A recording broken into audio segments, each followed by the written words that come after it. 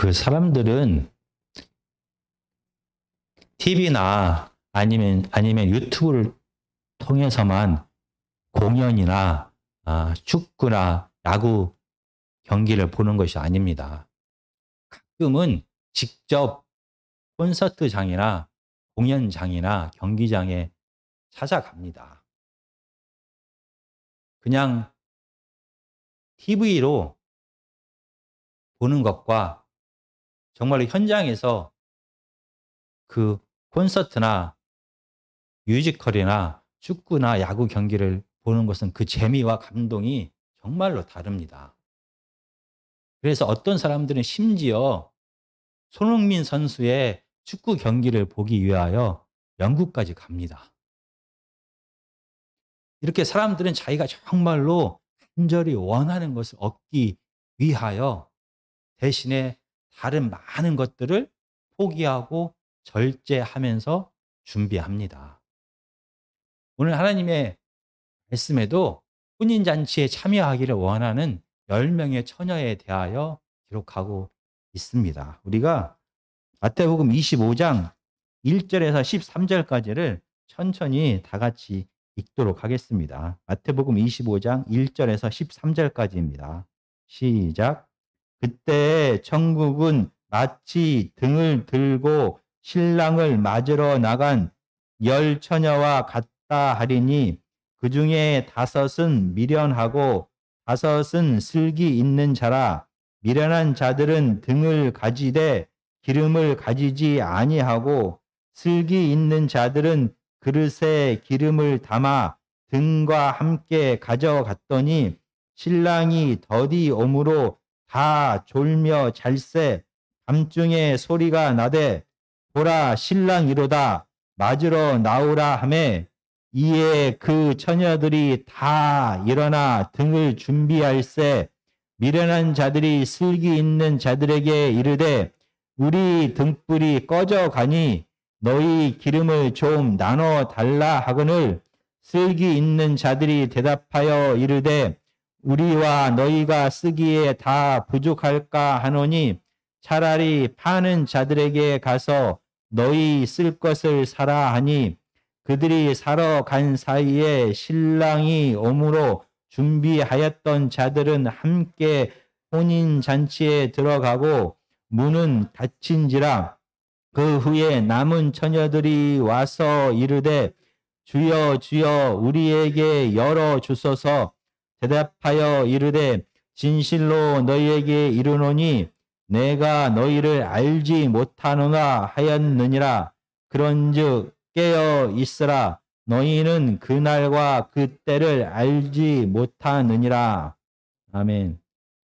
지금 마태복음 24장 36절부터는 바로 종말에 대하여 기록합니다. 이 종말의 시기와 종말의 징조는 아무도 알 수 없다라고 성경은 말합니다. 그래서 창문가에서 예수님을 기다리지 말고 일상에서 이웃의 생명을 풍성하게 하는 삶을 살아라라고 예수님은 권면하셨습니다.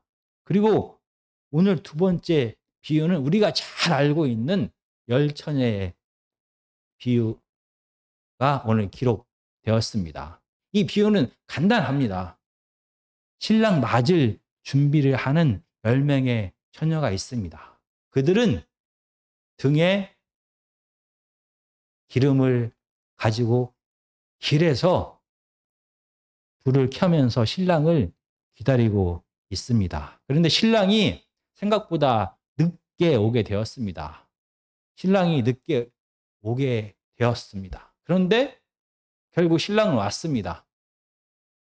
그런데 등과 함께 따로 여분의 기름을 준비했던 슬기로운 5 처녀는 이 신랑과 함께 신랑의 혼인 잔치에 참여하게 됩니다. 이 간단한 비유 속에서 이 10명의 처녀는 도대체 누구입니까? 이 10명의 처녀가 혹시 이 신랑의 신부입니까? 물론 구약 성경에서 그리고 사도 바울의 서신서에서 그리고 요한 계시록은 분명하게 우리 성도들을 향하여 신랑 되신 예수 그리스도의 신부다라고 표현을 했습니다. 그런데 마태복음은 전혀 다릅니다. 이 마태복음에는 혼인잔치의 비유가 여러 군데 나옵니다. 이 모든 비유 속에서 제자들 그리고 이스라엘 백성들은 신부가 아니라 이 혼인잔치의 초대를 받은 자 또는 참여하는 자가 바로 이스라엘 백성이고 제자입니다. 그리고 혼인잔치에서 신부는 신부의 집에서 신랑을 기다립니다. 등을 가지고 불을 켜고 길가에서 신랑을 기다리는 자가 아닙니다. 그러면 신부의 친구인 신부의 들러리들이 지금 10처녀입니까? 신부의 들러리 역시 똑같습니다. 신부의 집에서 신랑이 오기를 기다립니다. 길가에서 신랑이 오기를 기다리는 자는 신부도 아니고 신부의 들러리도 아닙니다. 그러면 도대체 이 10명의 처녀들은 누구인 것입니까? 오늘 이 비유의 말씀을 우리가 잘 이해하기 위해서는 이 본문에 집중해야 됩니다. 그리고 이 비유는 있는 그대로 먼저 해석을 해야 됩니다. 그런 다음에 이 비유를 처음 들었던 제자들 그리고 마태복음의 처음 독자들에게 어떻게 적용될지를 우리가 고민합니다. 그리고 이 시대에 우리들한테 이 하나님의 말씀이 무엇을 뜻하는지를 고민해야 되는 것입니다. 그래서 이 비유는 당시 혼인잔치라는 이 배경 속에서 우리가 이해를 해야 하는 것입니다. 예수님 당시에 중동의 혼인잔치에 대하여 잠깐 우리가 생각해 보고자 합니다. 보통 혼인잔치는 비가 오지 않는 더운 건기에 시행이 됩니다. 그리고 혼인잔치는 이 결혼식은 저녁에 시작됩니다. 왜냐하면 한국과 달리 당시에 이스라엘 사람들은 저녁부터 새로운 날이 시작됩니다. 그 다음 날 저녁까지가 하루입니다. 그래서 혼인잔치를 저녁에 시작합니다. 그리고 이 혼인잔치는 신랑의 집 또는 신랑 아버지의 집에서 시행됩니다. 혼인날, 신랑 집에서는 혼인잔치가 준비되고 있습니다. 그때 신랑과 몇몇의 신랑의 친구들은 신부의 집으로 갑니다. 아마 보통은 그 당시에는 같은 동네에 신랑과 신부가 살거나 아니면 이웃 동네에서 살았습니다. 그래서 신랑은 신랑의 친구들과 함께 신부의 집에 가서 신부 아버지를 만납니다. 그래서 신부 아버지에게 신부 값을 지불합니다. 이렇게 모든 언약 관계, 행정적인 문제가 끝나게 되면 신랑은 신부를 데리고 혼인잔치가 있는 자기 집 또는 자기 아버지의 집으로 가게 됩니다.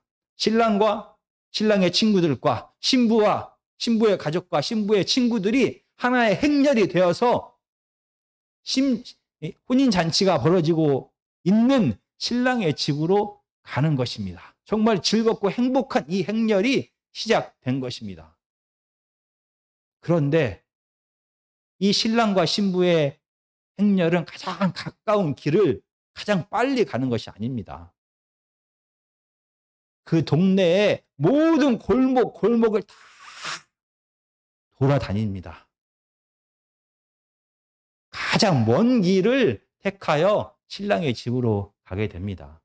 왜냐하면 많은 사람들의 축복을 받기 위해서입니다. 이 신랑과 신부의 이 행렬을 기다리는 사람들이 따로 또 있습니다. 그들이 바로 길에서 등불을 켜고 이 신랑과 신부, 그의 가족과 그의 친구들을 기다리고 있습니다. 아마 오늘 본문에 나오는 10처녀 역시 이렇게 길에서 등불을 켜고 이 신랑과 신부를 기다리고 있는 것입니다.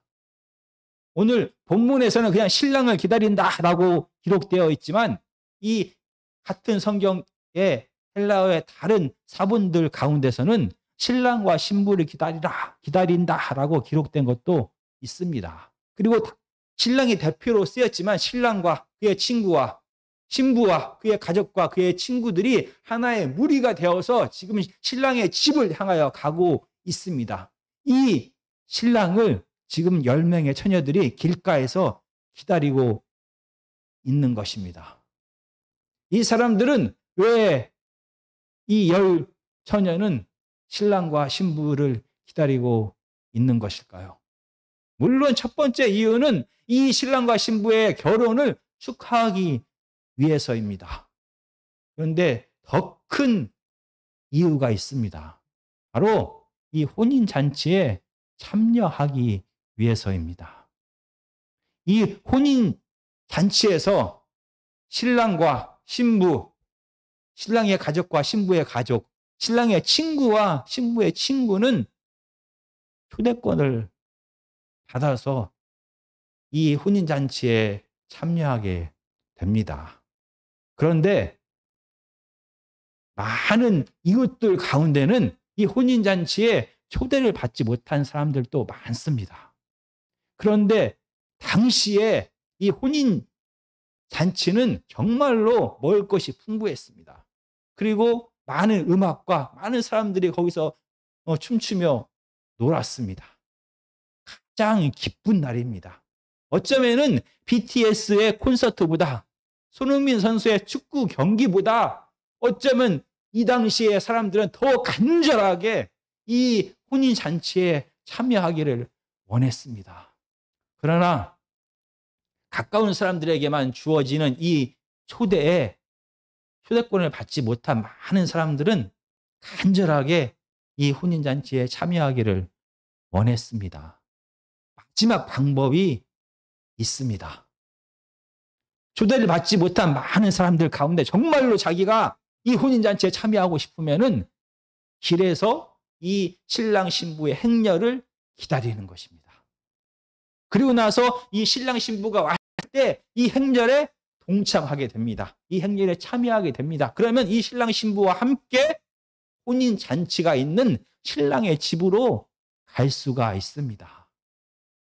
그리고 정말로 그토록 원했던 혼인잔치에 참여하게 되고 그 기쁨을 함께 맛보게 되는 것입니다. 그런데 간혹 이 신랑 신부의 행렬이 늦어질 때가 있습니다. 문헌에 따르면 신랑이 신부 아버지와 이 신부값을 놓고 흥정을 하기 시작합니다. 그러다가 흥정이 잘 안 돼서 시간이 늦춰지는 경우가 있다라고 말합니다. 그리고 분명히 마을에 다 골목을 돌기 때문에 여러 가지 일들이 생길 수도 있습니다. 그래서 평소 자기네들의 예상과 달리 정말로 늦은 시간에 한밤중까지 이 신랑과 신부의 행렬이 자기가 기다리고 있는 그 길에 도착하지 않을 수도 있는 것입니다. 이 10명의 처녀들은 정말로 이 혼인잔치에 가고 싶었습니다. 그래서 따로 시간을 내서 등을 준비합니다. 지혜로운 처녀들만 등과 기름을 함께 준비한 게 아닙니다. 오늘 8절에 보면 이렇게 말합니다. 미련한 자들이 슬기 있는 자들에게 이르되 우리 등불이 꺼져가니 너희 기름을 좀 나눠달라. 이미 등 안에는 기름이 다 준비되어져 있습니다. 그리고 밤이 되어서 이 신랑의 행렬을 기다리면서 모두 다 이 10명의 처녀들은 다 불을 켰습니다. 당시에는 저녁에 특히 여자들이 길을 다닐 때는 반드시 등불을 켜고 다녀야만 했습니다. 첫 번째 이유는 안전의 문제이고 두 번째 이유는 그 여자의 평판을 위해서입니다. 등불을 발 아래로 비치는 것이 아니라 등불을 얼굴 옆에다 갖다가 댑니다.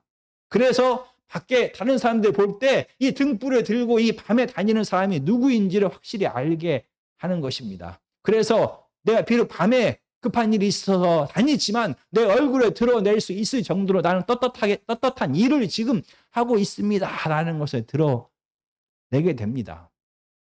그래서 여인들은 밤이 되었을 때는 반드시 등불을 켜고 등불을 얼굴 옆에 놓아서 이 등불을 켠 사람이 누구인지를 알게 했습니다. 그래서 이 10명의 처녀들은 등불을 켜고 이 신랑을 기다리고 있습니다. 기다리고 또 기다렸는데 신랑과 신부의 행렬은 도저히 보이지 않습니다. 그래서 아마 이 10명의 처녀들은 길가에 안전한 곳이나 길 옆에 있는 어떤 집에서 잠깐 쉬고 있었을 것입니다. 그런데 마침내 신랑이다라는 소리를 듣게 됩니다. 10명의 처녀들은 다 같이 나와서 등불을 들고 있는 신랑의 행렬 속으로 찾아서 가야만 되는 것입니다. 그런데 너무 오랫동안 등불을 켜 놓아서 신랑이 너무나 늦게 와서 이 등불 아래에 있는 기름이 다 말라갑니다. 이 심지가 이제 다 꺼져 갑니다. 5명의 처녀들은 이렇게 신랑이 늦게 올 것을 대비하지 못했습니다. 그런데 슬기로운 5명의 처녀들은 따로 이 등불 말고 따로 그릇에 기름을 준비해 가지고 왔습니다.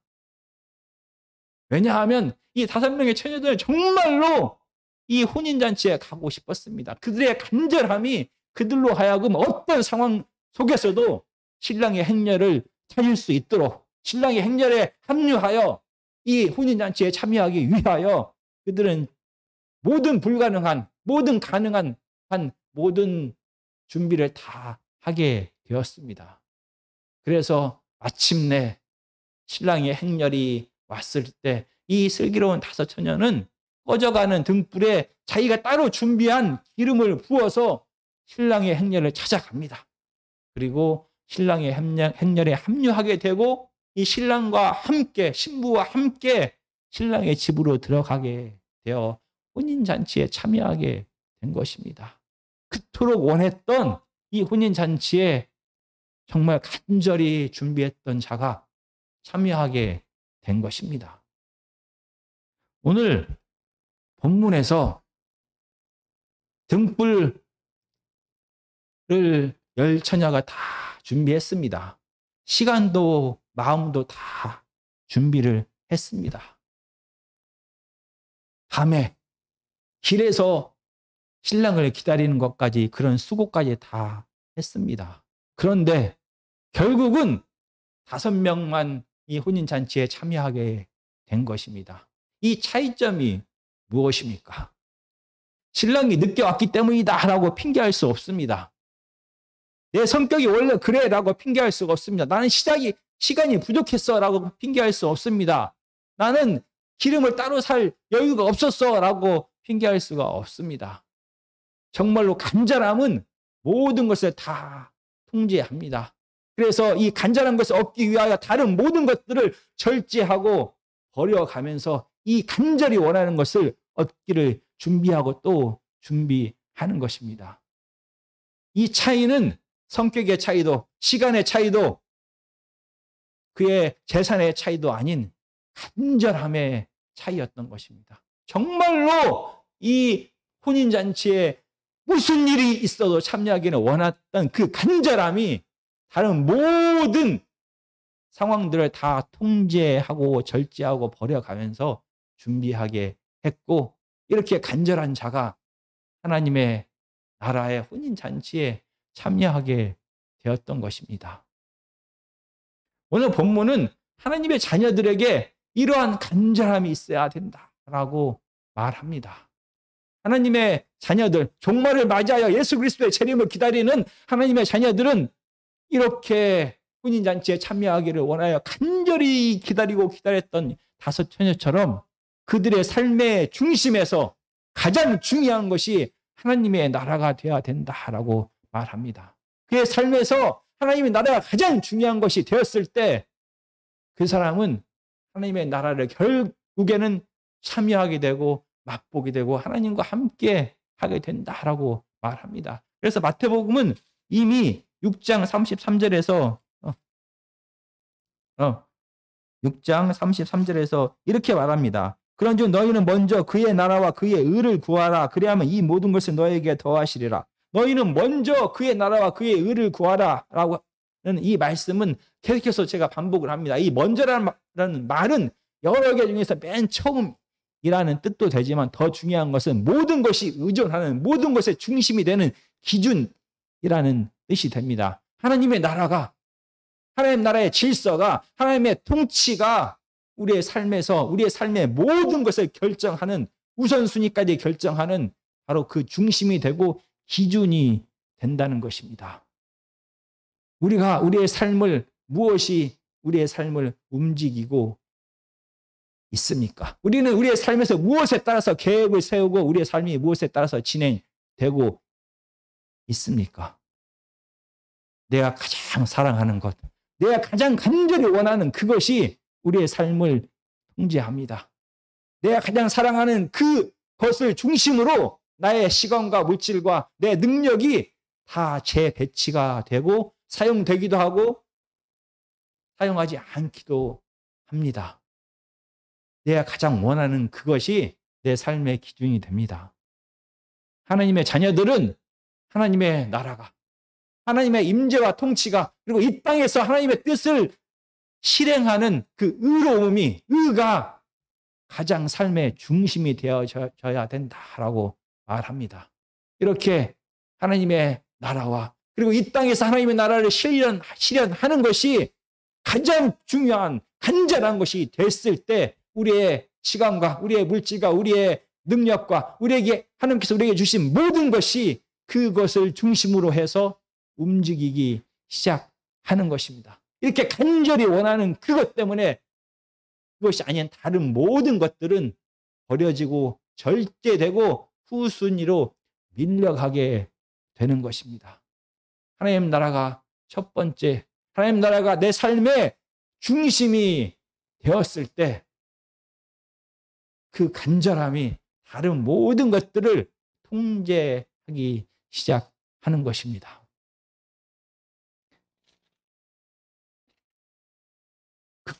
지금 이 열처녀의 비유는 마지막으로 한 가지를 더 저희로 하여금 생각나게 합니다.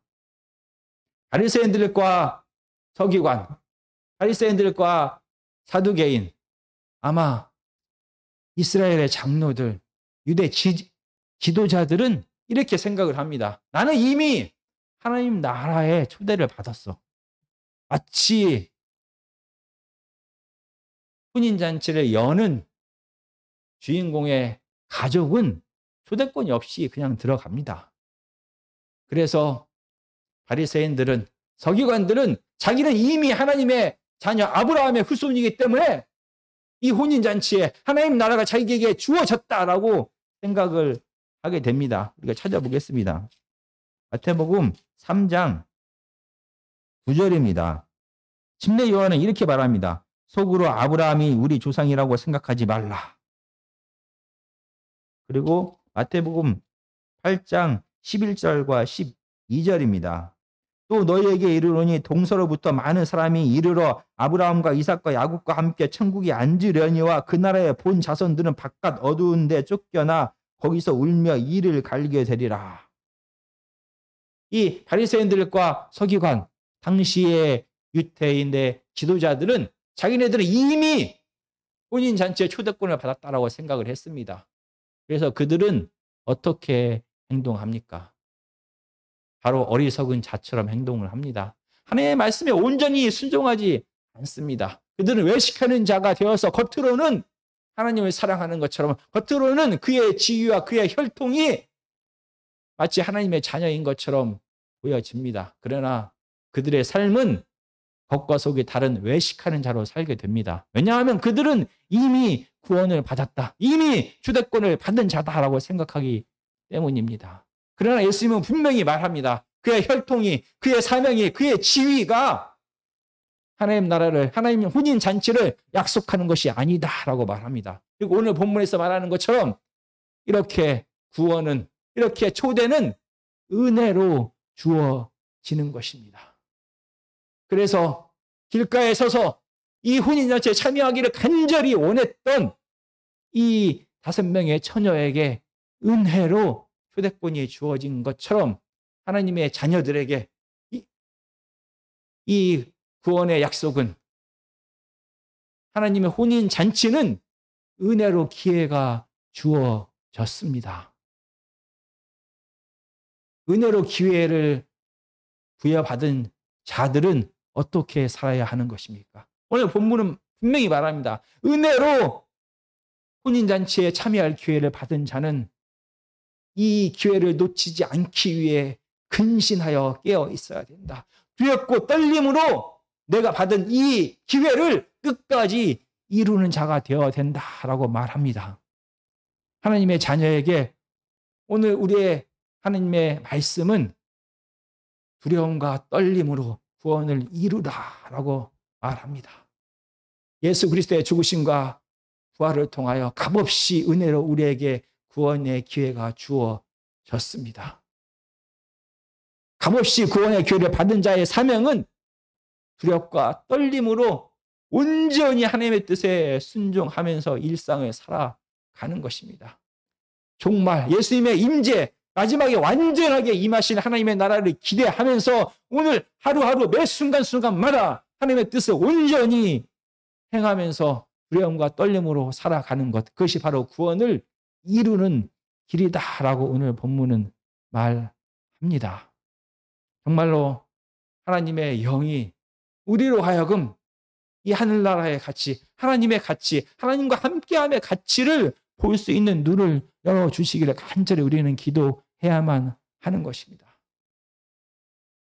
혼인잔치가 얼마나 좋은지를, 얼마나 행복한지를, 얼마나 나의 삶을 풍요롭게 하는지를 아는 자가 이 간절하게 이 혼인잔치를 기다립니다. 그러면서 내가 절제하며 다른 것들에 쓸 모든 에너지를 이 혼인잔치에 참여하는 데 준비하면서 사용하게 되는 것입니다. 우리의 눈을 열어서 이 하나님 나라에 참여하는 것이, 하나님과 함께하는 것이, 하나님의 자녀라는 은혜를 받은 것이 얼마나 소중한지를 우리가 절실하게 깨달아야 되는 것입니다.